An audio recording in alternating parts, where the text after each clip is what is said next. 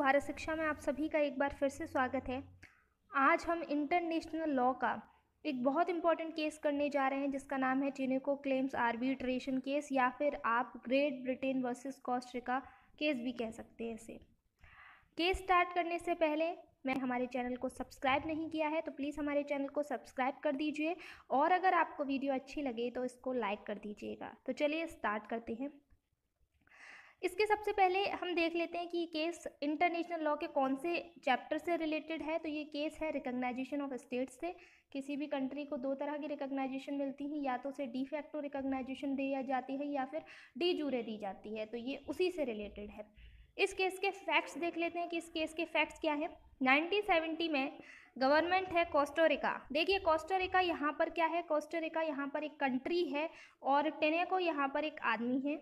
ठीक है, Costa Rica की गवर्नमेंट को एक आदमी था टिनेको, फेडरिको टिनेको। ये मिलिट्रियन था, इसने उसको ओवरथ्रोन कर लिया, उस पर अपनी सरकार बनाई, एक नया कॉन्स्टिट्यूशन लेके आया। पहले के कॉन्स्टिट्यूशन को इसने इनवैलिड करार कर दिया और अपना नया कॉन्स्टिट्यूशन लेकर आया। देन उस कॉन्स्टिट्यूशन के साथ साथ इसने कोस्टा रिका की करेंसी को भी चेंज कर दिया, उसके लिए भी न्यू करेंसी लेकर आया। और उस दौरान इसने उस करेंसी से ब्रिटिश बैंक्स जो थी, ब्रिटिश की जो कंपनीज थी, उनसे कुछ कॉन्ट्रैक्ट्स किए, लेन देन किए अपनी सरकार के दौरान। अब क्या हुआ, 1919 में यानी कि 2 साल बाद टिनेको रिटायर हो गया। इसका मन किया कि उसे नहीं, उसका जी भर गया गवर्नमेंट से, वो छोड़कर चला गया और गवर्नमेंट गिर गई। इसके बाद जब गवर्नमेंट गिर गई तो ओल्ड कॉन्स्टिट्यूशन फिर से आया, इलेक्शंस हुए, नई गवर्नमेंट आई और उन्होंने फिर से ओल्ड कॉन्स्टिट्यूशन को लाया। जो टिनेको का कॉन्स्टिट्यूशन था उन्होंने उसको हटा दिया, अपना नया कॉन्स्टिट्यूशन लेके आई। अब 1922 में क्या हुआ, जब नई गवर्नमेंट आ गई तो उसने एक एक्ट पास किया कि टिनेको गवर्नमेंट के दौरान जितने भी कॉन्ट्रैक्ट हुए, जितने भी एक्ट पास हुए, उनको नल एंड वॉइड कर, उन सभी एक्ट को नलीफाइंग कर दिया कि उन एक्ट्स का कोई महत्व नहीं है। अब ये हो जाने के बाद अब पिक्चर में देखिए, अब ऐसा हो गया कि उसने सारे कॉन्ट्रैक्ट्स को रद्द कर दिया नई गवर्नमेंट ने। तो जिन कंट्रीज़ के साथ टिनेको गवर्नमेंट ने कॉन्ट्रैक्ट्स किए थे, उस करेंसी से किए थे, उस करेंसी को भी अवैध ठहरा दिया। तो अब उन देशों की माथा खराब हो गया, और उन देशों में से ग्रेट ब्रिटेन भी एक देश था जिसके साथ टिनेको गवर्नमेंट ने कुछ कॉन्ट्रैक्ट्स किए थे। अब देखिए ग्रेट ब्रिटेन का मैं आपको बता दूं कि जब टिनेको की गवर्नमेंट थी तब ग्रेट ब्रिटेन ने उसको रिकॉग्नाइज नहीं किया था, वो उसको गवर्नमेंट नहीं मानते थे। लेकिन जब कॉन्ट्रैक्ट रद्द कर दिए नई गवर्नमेंट ने और उसको लगा कि हमारी जो कंपनीज है हमारे देश की, उनको नुकसान होगा, तो ग्रेट ब्रिटेन ने कहा कि आप ऐसा नहीं कर सकते, क्योंकि जब हमने ये कॉन्ट्रैक्ट किए थे तब टिनेको ही गवर्नमेंट थी कोस्टा रिका में सिर्फ, तो हम उसी के साथ कर सकते थे, तो इसमें हमारी गलती नहीं है। तो ये ग्रेट ब्रिटेन ने कहा। अब ये जो मामला है ये इंटरनेशनल कोर्ट ऑफ जस्टिस में पहुंच गया, कोस्टा रिका का और ग्रेट ब्रिटेन का।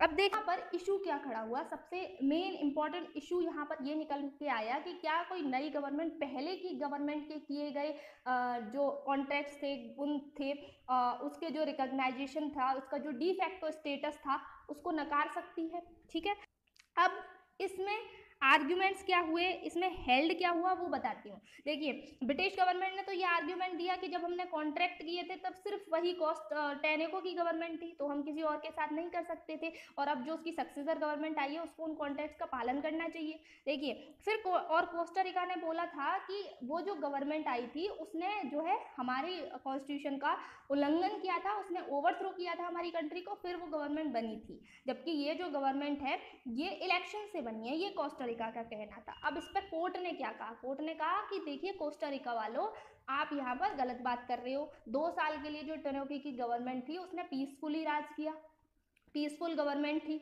उसने कोई वॉर नहीं की, उनका अपना एक कॉन्स्टिट्यूशन था, और उस दौरान उन्होंने जो कॉन्ट्रैक्ट किए वो कॉन्ट्रैक्ट भी वैलिड थे, क्योंकि उनके पास डी फैक्टो स्टेटस तो था, गवर्नमेंट का डी फैक्टो स्टेटस था। इसलिए सक्सेसर जो गवर्नमेंट होगी कोस्टा रिका की, जो प्रेजेंट गवर्नमेंट है, उनको उन कॉन्ट्रैक्ट्स को पूरा करना चाहिए, उनको आगे ले जाना चाहिए। ठीक है, तो यहाँ पर जो ग्रेट ब्रिटेन था उसकी जीत हुई।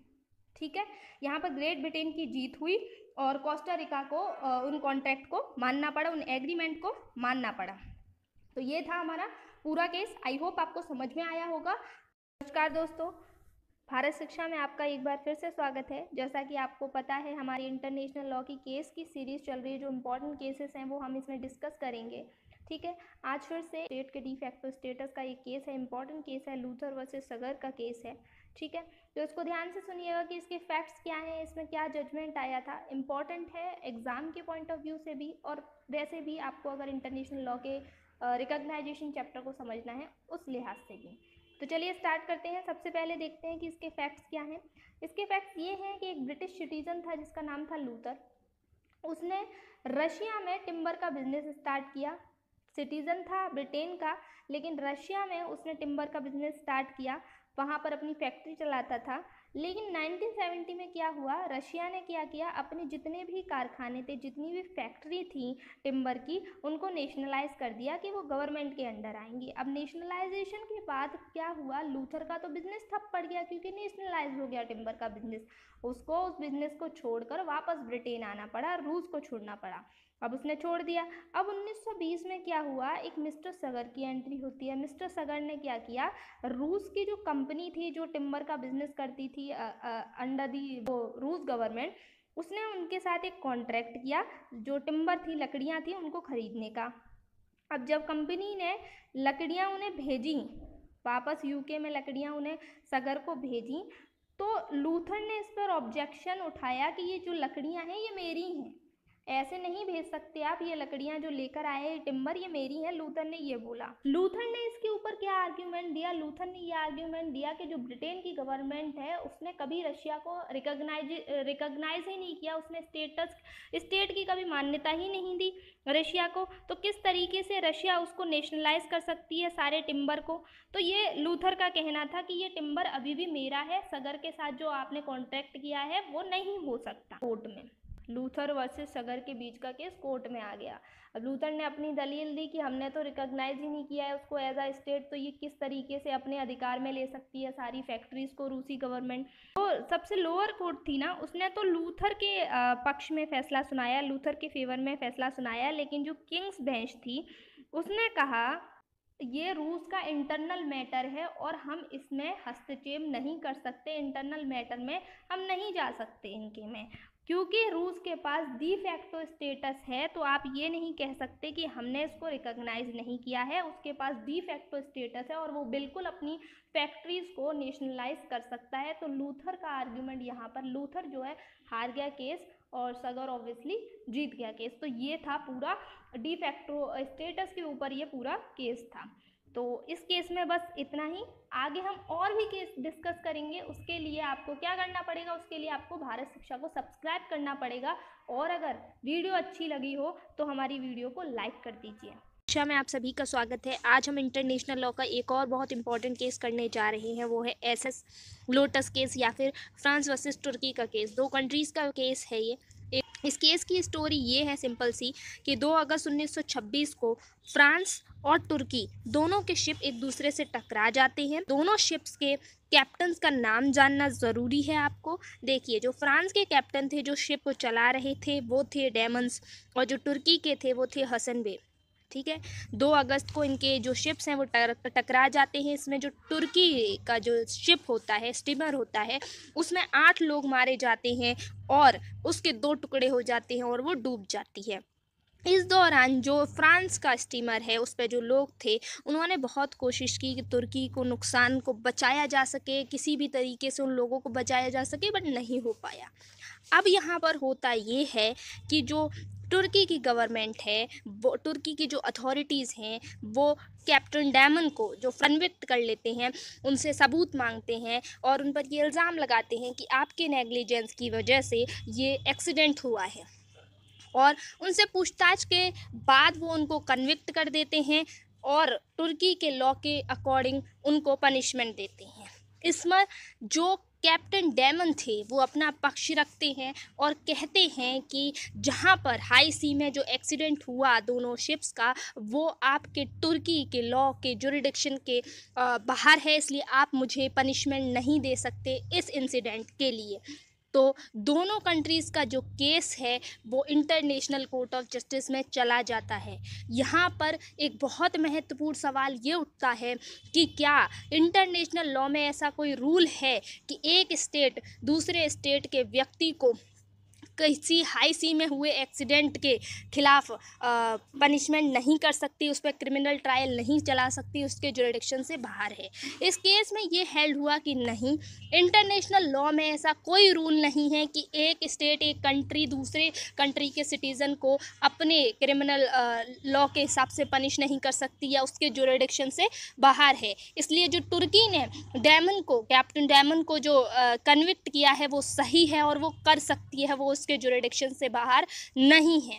तो ये फैसला था वो तुर्की के पक्ष में आता है और फ्रांस यहाँ पर फेल हो जाता है अपना पक्ष रखने में। अब इसको देखते हुए फ्रांस एक नया रूल बना देता है कि ठीक है, इंटरनेशनल लॉ में अगर ऐसा कोई कानून नहीं है जुरिडिक्शन वाला, तो हम भी अपने लॉ में ये कानून डालते हैं कि हम भी किसी एलियन जो कंट्री होगी उसको पनिश कर सकते हैं अगर विक्टिम हमारे देश का कोई इंसान हुआ, भले वो हमारी टेरिटरी में हो या ना हो। तो ये एक लॉ फ्रांस ने अपने एक उसमें डाल दिया, लॉस में डाल दिया एक रूल। तो ये था पूरा केस। तो एवरीवन, आज हम पढ़ेंगे निकारागुआ वर्सेस यूनाइटेड स्टेट का केस। तो इंटरनेशनल लॉ का one of the important case है ये, और मोस्ट इम्पॉर्टेंट इसलिए बन जाता है क्योंकि ये अक्सर एग्जाम्स में पूछ लिया जाता है। तो ये आपको पता होना चाहिए। इस केस का बैकग्राउंड, इस केस की जजमेंट आज की वीडियो में हम सब अच्छी तरीके से देखेंगे, सिंपल वे में देखेंगे। सबसे पहले हमें क्या करना है कि निकारागुआ ये प्लेस जो है आखिरकार कौन सी लोकेशन में है दुनिया में, ये कंट्री है कहाँ पर। तो इसे जानने के लिए सबसे पहले हम देखते हैं मैप को। तो अब मैप में देखिए कि निकारागुआ है कहाँ पर। आप ये देख रहे हो, ये है नॉर्थ अमेरिका, ये है साउथ अमेरिका। तो ये जो नॉर्थ अमेरिका वाला पार्ट है, पनामा से जस्ट ऊपर निकारागुआ कंट्री आपको मिलेगी। तो ये रीजन यहाँ पर आपको मिलेगा निकारागुआ का। तो यहाँ पर लोकेशन पता चल गई। तो यूनाइटेड स्टेट अमेरिका और निकारागुआ के बीच में ये डिस्प्यूट है, और किस चीज़ को लेकर है देखते हैं। ये डिस्प्यूट है कि अगर क्या यहाँ पर यह सवाल उठता है कि क्या दूसरी कंट्री किसी एक कंट्री की सॉवरेनिटी में इंटरफेयर कर सकती है। तो इस केस का बैकग्राउंड जान लेते हैं। तो इस केस में होता क्या है, सिंपल सी चीज़ है कि इस केस में ये होता है कि निकारागुआ में जो सरकार थी वो है सैंडिनिस्टा। 1980s के टाइम पे सैंडिनिस्टा नाम की सरकार चलती थी, जिसका विरोध करता था United state of America. America नहीं चाहता था कि ये वाली सरकार जो है निकारागुआ में चले। इसके लिए वह एक रिबेलियन ग्रुप को सपोर्ट करता था जिसका नाम था कॉन्ट्रास। वो चाहता था कि वो रिबेलियन ग्रुप रिबेल करे निकारागुआ में और ये सरकार हट जाए, और कॉन्ट्रास को वो जो है यहाँ का इस पार्टी को सरकार बना दे। तो ये डिस्प्यूट था। यहाँ पर निकारागुआ ने एक्यूज किया यूनाइटेड स्टेट अमेरिका को कि आप हमारी सॉवरेनिटी को वॉयलेट कर रहे हो और आप हमारे इंटरनल मैटर में इंटरफेयर कर रहे हो। तो ये था यहाँ का बैकग्राउंड, ये पूरी स्टोरी थी। तो यहाँ पर होता क्या है कि जो मेन इशू निकल कर आते हैं इस केस में मेन इशू ये निकल के आते हैं कि जो यूनाइटेड स्टेट है वो कॉन्ट्रास को इकोनॉमिक और मिलिट्री सपोर्ट पहुंचा रहा है, जिससे वो उसके विरोध में लड़ सके, निकारागुआ के विरोध में लड़ सके, इसलिए कॉन्ट्रास को सपोर्ट कर रहा है।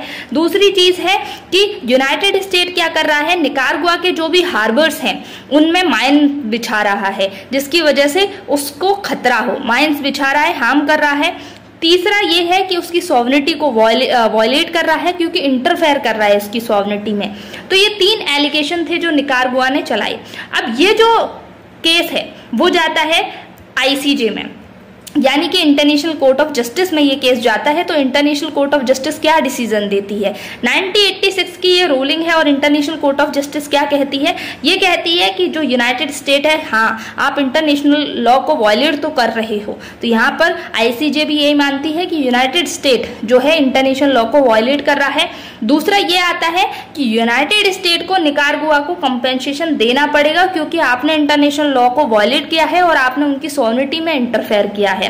तीसरी चीज आती है कि निकारागुआ की सॉवरेनिटी इन्फ्रिंज हुई है इंटरफेरेंस की वजह से, यूनाइटेड स्टेट के इंटरफेरेंस की वजह से सॉवरेनिटी तो हुई है इन्फ्रिंज, तो आप कंपनसेशन दोगे। लेकिन इसमें आउटकम क्या आता है, क्या कंपनसेशन दे देगा यूनाइटेड स्टेट? तो यहाँ पर आउटकम यह आता है कि यूनाइटेड स्टेट मानता ही नहीं है आईसीजे के इस फैसले को, रिकॉग्नाइज ही नहीं करता और कंपनसेशन नहीं देता है। इसके बावजूद भी ये जो केस है वो सिग्निफिकेंट एग्जाम्पल है और ये बहुत इंपॉर्टेंस रखता है, क्योंकि यहाँ पर हमें समझ में आया कि जो स्मॉलर नेशन है, इवन स्मॉलर नेशन के जो राइट्स हैं उनको भी आईसीजे प्रोटेक्ट करता है। हालांकि वो बात अलग है कि एक पावरफुल नेशन आईसीजे की बात मान रहा है या नहीं। तो यूनाइटेड स्टेट्स ने 1986 के टाइम पर वो चीज़ नहीं मानी। तो ये ऐसा कई बार होता है कि जो पावरफुल कंट्रीज हैं वो नहीं करती हैं रूल्स को फॉलो। निकारागुआ एक स्मॉल कंट्री होने के बावजूद भी उसके राइट को प्रोटेक्ट किया गया है। तो ये एक सिग्निफिकेंट जो जजमेंट है ये इस केस में आई थी। आई होप आपको ये केस समझ में आया होगा। हेलो एवरीवन, आज हम पढ़ेंगे कर्फ्यू चैनल केस। तो कर्फ्यू चैनल केस भी एक बहुत इंपॉर्टेंट केस है इंटरनेशनल लॉ का। इससे पहले मैंने इंटरनेशनल लॉ के कई केसेस के ऊपर वीडियोस बना दिए हैं। अगर आपने नहीं देखी हैं तो प्लीज़ उन्हें ज़रूर रेफर कीजिएगा, क्योंकि वो बहुत इंपॉर्टेंट वीडियोज़ हैं और बहुत इंपॉर्टेंट केसेस हैं। अगर आप कोई एग्जाम दे रहे हो जिसमें इंटरनेशनल लॉ आ रहा है तो आपको पता होना चाहिए, और वैसे भी जनरल नॉलेज के लिए पता होना चाहिए। तो चलिए स्टार्ट करते हैं कर्फ्यू चैनल केस को। कर्फ्यू चैनल केस को स्टार्ट करने से पहले लोकेशन देखेंगे कि आखिरकार दुनिया में ये कर्फ्यू चैनल के अर्थ पर है कहां पर। तो चलिए मैप देखते हैं इसका। तो यहाँ पर ये देखिए, हम इंडिया से इस तरफ जाते हैं तो यहाँ पर ये है कर्फ्यू आइलैंड। कर्फ्यू आइलैंड के बाद ये जो चैनल जा रहा है निकलने के लिए वो कर्फ्यू चैनल है, और है अल्बेनिया और ग्रीस के बीच में ये वाला जो चैनल जा रहा है कर्फ्यू आइलैंड है, वहीं पर कर्फ्यू चैनल है। तो यहीं से ये डिस्प्यूट स्टार्ट होगा। आई होप आपको पता चल गया होगा कि कर्फ्यू चैनल है कहाँ पर, क्यों इतना ज़्यादा हाईलाइट किया जाता है कर्फ्यू चैनल केस को। वो इसलिए है क्योंकि ये इंटरनेशनल लॉ का, इंटरनेशनल कोर्ट ऑफ जस्टिस का पहला केस था जो उन्होंने जिसके ऊपर जजमेंट दी थी। ये बहुत पुराना केस है और इसलिए सिग्निफिकेंट है क्योंकि ये कोई पहला केस है जिसके ऊपर ये इन्होंने जजमेंट दी है। तो चलिए, अल्बेनिया और यूनाइटेड किंगडम के बीच में ये डिस्प्यूट रहा है। तो दो कंट्रीज जो पार्टीज है उसकी, एक है यूनाइटेड किंगडम और एक है अल्बेनिया। 1946 का ये केस है। यहाँ पर क्या होता है कि दो ब्रिटिश वॉरशिप होती हैं, वॉरशिप मिलिट्री शिप, दो वॉरशिप होती हैं, वो कर्फ्यू चैनल से पार कर रही होती हैं। अब कर्फ्यू चैनल किसके बीच में था? अल्बेनिया और ग्रीस के बीच में है कर्फ्यू चैनल। अब जो दो वॉरशिप हैं जब वो कर्फ्यू चैनल से पार कर रही होती हैं तो वहां पर अल्बेनिया ने वहां पर माइंस बिछा रखी थी। अब जब नेवल माइंस बिछा रखी हैं, अब वो जो वॉरशिप उनके ऊपर से होकर जाती हैं तो वो ब्लास्ट हो जाती हैं, जिसकी वजह से क्या होता है कि जो ब्रिटिश नेशनल्स थे जो उसमें बैठे हुए थे उन बहुत लोगों को चोट लगती है। अब इसकी वजह से ये केस चला जाता है आईसीजे में। आईसीजे में ये केस जाता है और यहाँ पर कुछ की इश्यूज उठकर सामने आते हैं। यहाँ पर यूनाइटेड किंगडम कहता है कि जो माइंस है वो अल्बेनिया ने जानबूझकर और नेग्लिजेंटली वहाँ पर बिछाकर रखी हुई थी। सेकंड ये है कि अल्बेनिया को ये नॉलेज थी माइंस की कि माइंस वहाँ पर हैं, और उसने उस नॉलेज के होने के बाद भी यूनाइटेड किंगडम को इन्फॉर्म नहीं किया उन माइंस के बारे में। तीसरी चीज ये है कि जो अल्बेनिया यूनाइटेड किंगडम पे इल्जाम लगाता है वो ये है, यूके ने अल्बेनिया के वाटर में एंटर करने के लिए उससे बिना पूछे उन माइंस को रिमूव किया है, जो उसकी सॉवरेनिटी का वायलेशन है। तो यहाँ पर ये तीन इशू सामने आते हैं, जिसमें से दो एक्यूजिशन यूएस यूनाइटेड किंगडम लगाता है और एक अल्बेनिया लगाता है। तो यहाँ पर डिसीजन क्या देती है आईसीजे? आईसीजे यहाँ पर अल्बेनिया की रिस्पॉन्सिबिलिटी के बारे में बताती है। अल्बेनिया की रिस्पॉन्सिबिलिटी डिटरमाइन करते हुए ये कहती है आईसीजे कि अल्बेनिया को ये मालूम था कि वहाँ पर माइंस हैं वाटर में, और उसने उन माइंस को रिमूव करने के लिए कोई नेसेसरी एक्शन भी नहीं लिया, जिससे अल्बेनिया रिस्पॉन्सिबल है जो भी डैमेज हुआ है यूनाइटेड किंगडम को, और उसको उसके लिए कंपनसेशन देना पड़ेगा। दूसरी चीज ये है, वॉयलेशन ऑफ सॉवरेनिटी पर आता है ये फैसला कि कोर्ट ये भी एक्नॉलेज करती है कि यूके ने बिना अल्बेनिया से पूछे माइंस को रिमूव करके उसकी सॉवरेनिटी को वॉयलेट जरूर किया है। उसके टेरिटोरियल वाटर में एंटर करके बिना उसकी परमिशन के उसकी सॉवरेनिटी को, अल्बेनिया की सॉवरेनिटी को वॉयलेट किया है। अब इस केस का जो आउटकम आता है वो इंपॉर्टेंट है। सबसे पहले सिग्निफिकेंस देख लेते हैं कि इस केस का आखिरकार सिग्निफिकेंस क्या रहा है। सिग्निफिकेंस इस केस का ये रहा है कि प्रिंसिपल आई फ्रीडम ऑफ नेविगेशन, कि यहाँ पर जो शिप हैं उनके पास फ्रीडम ऑफ नेविगेशन है कि वो इंटरनेशनल वाटरवेज में विदाउट इंटरफेरेंस एंटर कर सकती हैं और नेविगेट कर सकती हैं। दूसरा प्रिंसिपल स्टेट रिस्पॉन्सिबिलिटी के ऊपर आता है कि स्टेट की ऑब्लिगेशन है, ये रिस्पॉन्सिबिलिटी है कि वो अपनी टेरिटरी में कोई भी हार्म वाली चीज ना लगाए या फिर कोई भी हार्म वाली चीज इंजेक्ट ना करे जिससे दूसरी स्टेट को हार्म पहुंचे। ठीक है। तीसरी चीज ये है कि आपको एक दूसरे की सॉवरेनिटी को रिस्पेक्ट करना है, यानी कि the necessity for state to respect the sovereignty of other state and not to violate the territorial integrity. तो ये 3 प्रिंसिपल्स हैं जो इस केस में निकल कर आते हैं। आउटकम क्या रहा है इस केस का?